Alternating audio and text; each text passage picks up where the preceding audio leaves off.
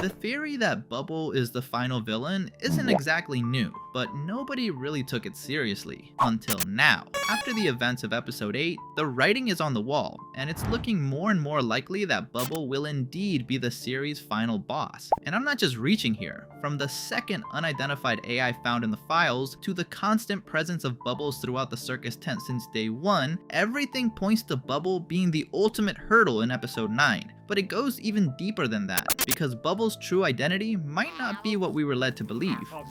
The thing is, Caine's companion has been there since day 1. Throughout the series, we see the connection they share, but also their independence from one another. Take the scene in episode 5 for example. Bubble uses his tongue to plug a leak after Caine rips out the suggestion box, only for Caine to stick out his own tongue moments later, revealing it's the exact same as Bubble's. It's clear they share the same data to some extent. However, we also see multiple instances where Caine is genuinely shocked by what Bubble says, suggesting he doesn't have as much control over him as we thought. In that same episode, during the picnic scene, when Caine asks Bubble what he should do, Bubble tells him he should kill himself before immediately glitching out and mentioning the beach party instead. This bizarre behavior becomes even more prominent in episode 8, while Caine is reflecting on the previous adventure and wondering if the humans in the circus actually hate him. Bubble is on the verge of telling him they don't, but then he glitches again. This time, he tells Caine that they do hate him, launching into a string of insults that eventually drives Caine over the edge. All of this suggests that there is something or someone occasionally trying to seize control of Bubble. In this instance, they succeed, exploiting Caine's vulnerability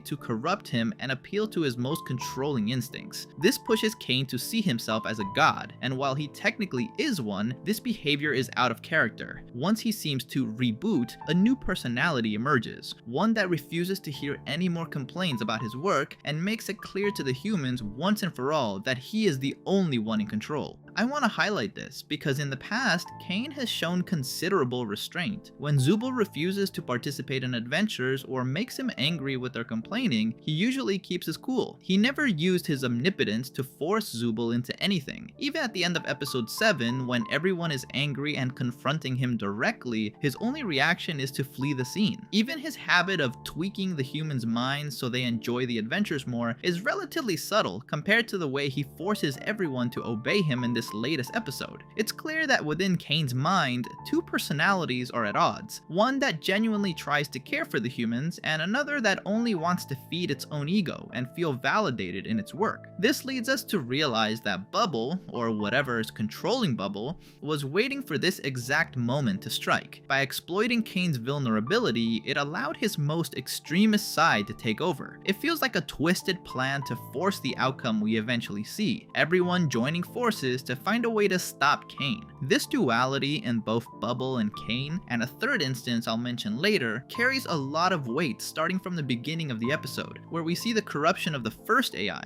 and its attempt to absorb the second. But before we get into that, it's worth noting the various mentions of Bubble throughout the episode. Ever since the episode 8 trailer dropped, the community has been obsessed with the multiple bubbles appearing in the circus tent, specifically in the central area where most of the plot unfolds. However, people quickly realize that these bubbles have actually been there all along, floating in the background of the stage. It's only now that they've taken on a greater significance. This latest episode made it clear that Gooseworks and Glitch have been leaving breadcrumbs for us since the beginning. We've seen it before with Abel appearing in the background of episodes prior to episode 7, or the theory that circus members can manifest things within the simulation just like Caine does, like the butterfly Kinger creates in episode 6, or the door Pomni seemingly created in the pilot. Taking this into account, we can assume the bubbles scattered around the circus aren't just random set dressing. In every scene where Caine is completely losing it after everyone tells him he's terrible at his job to stop him from looking for Kinger, there is at least one bubble in the background at all times. Many have pointed out that the reflection in the bubble looks like a smile, while others think it might be a window. Either way,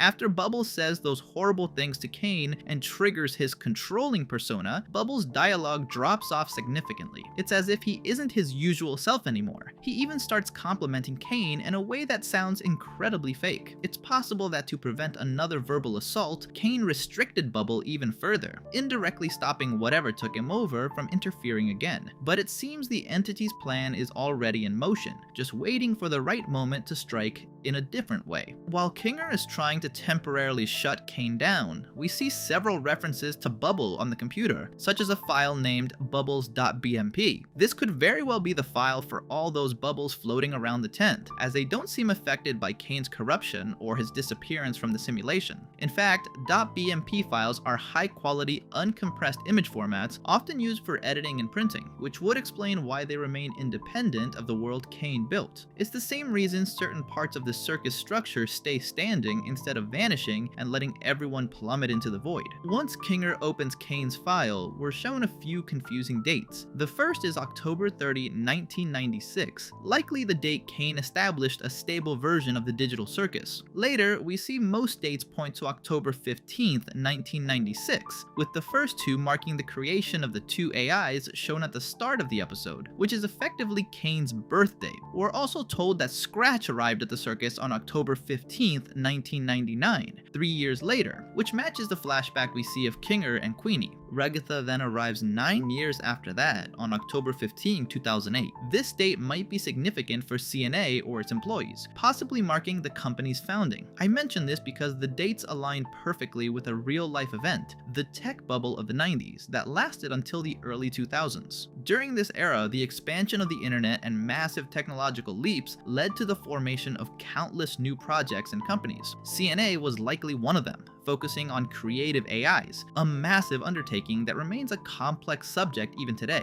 This could be the reason for their downfall. Once the tech bubble burst, most of these companies collapsed because they lacked a defined, profitable plan. It's possible this is why the CNA offices were abandoned, only for the project to be resumed independently once things stabilized in 2008, which coincides with the arrival of new humans in the simulation. It's a neat detail that also ties back to Bubble, at least the name. The most important thing on the CNA computer is a file named bubble-chef.lisp. It shares the same file extension as Caine's and was created on the same date. This suggests that this version of Bubble, the one we see in episode 1 cooking for the humans as a reward, was originally designed to be just a simple cook, but Caine modified him to be his loyal companion and a core part of himself. I say this because in Kinger's flashback, Bubble is nowhere to be seen alongside Caine until Ragatha arrives. This change likely happened shortly after new humans joined the circus, providing the perfect opportunity for that mysterious AI to corrupt Bubble and by extension, destabilize Caine. At this point, you're probably asking, who is this mysterious being? The answer might have been given to us right at the start of the episode. While we might assume the red dot represents Caine because of the color scheme, making him the evil AI, and the blue dot represents Bubble, the near-perfect version Kinger mentions, what if that's wrong? As we've discussed, Bubble seems to be an independent being that Caine later assimilated, much like the scene we see. However, there's one small detail suggesting the near-perfect AI was always Caine: his eyes. When the blue AI is flooded with data, the colors are varied: yellow, orange, and green. That green is the smoking gun, as Caine's eyes are blue and green. Furthermore, we know Caine is obsessed with the macroverse, but he unfortunately only possesses a couple of photos of it, which he used to recreate the exit in the pilot. We could assume this is the information being injected into the red AI, confirming it as Caine. However, the images we see are only a fraction of the data the AI is actually absorbing. If Caine truly possessed all that information, he would have a much deeper understanding of the real world. Therefore, it's likely that the red AI isn't Caine at all, but rather that nameless prototype we see in the CNA computer archives. The symbol we see there looks like a red box with multiple shapes bursting out of it, which mirrors how the red AI was contained and eventually broke free. Interestingly, the moment it truly becomes corrupted is when CNA's data is implanted, though it might not be company data at all, but rather info from someone connected to the company. To cut to the chase, I'm talking about Scratch. Kinger himself mentions that Scratch was incredibly creative, but also quite bizarre and hard to keep up with, likely due to his genius level intelligence or the tumor in his head. This would be his motivation for creating the circus in the first place, or rather, creating an AI encoded with his own memories to achieve digital immortality before his physical body eventually gave out. He would have done this in total secrecy to avoid being caught by his colleagues or the company. This explains why why the office photos show the place completely deserted. He likely went in after hours to perform the modification on the first AI prototype. This is exactly why it corrupted. Scratch's bizarre creativity was simply an overwhelming, contradictory, and direct hit of data for the system to handle. Knowing the first prototype would be isolated so they could start over with a new AI, Scratch likely hedged his bets by storing his mind alongside the rest of the neuroscans. This effectively created two versions of his mind within the simulation. The first was a defective AI that corrupted Caine, who, being near perfect, managed to re-isolate it, though his code was clearly scarred in the process. The second version of Scratch would be that yellow dog we see in the flashback, who we'll be covering more extensively in a future video. Trapped once again and unable to manifest a digital body like Caine, this first version of the AI opted for a long game, slowly corrupting Bubble to eventually break Caine and manipulate the humans into deleting him. Notice that while Kinger is only trying to power Caine down, we see hints of a third entity with his own agenda. The program repeatedly prompts Kinger to delete Caine, and it's only when Kinger accidentally hits the button that this entity seizes the moment to confuse him, tricking him into entering the exact command needed to permanently erase the only being standing in its way. I believe we'll see this entity in the series finale, likely taking the form of Bubble or the countless bubbles scattered throughout the tent, acting as an all-seeing eye to monitor the humans and ensure he isn't the next one deleted. He could then release the abstracted from the basement to corrupt everyone else, bringing the entire circus under his absolute control. But the abstracted and the two versions of Scratch, both the AI and the one we know as the first to abstract, are topics for a video of their own. This mysterious character is hiding even more secrets that will surely be revealed at the end of the series, so don't forget to leave a comment with your own theories or let me know if you think I missed a piece of the puzzle. After all, much like the abstracted themselves, many minds think better than one.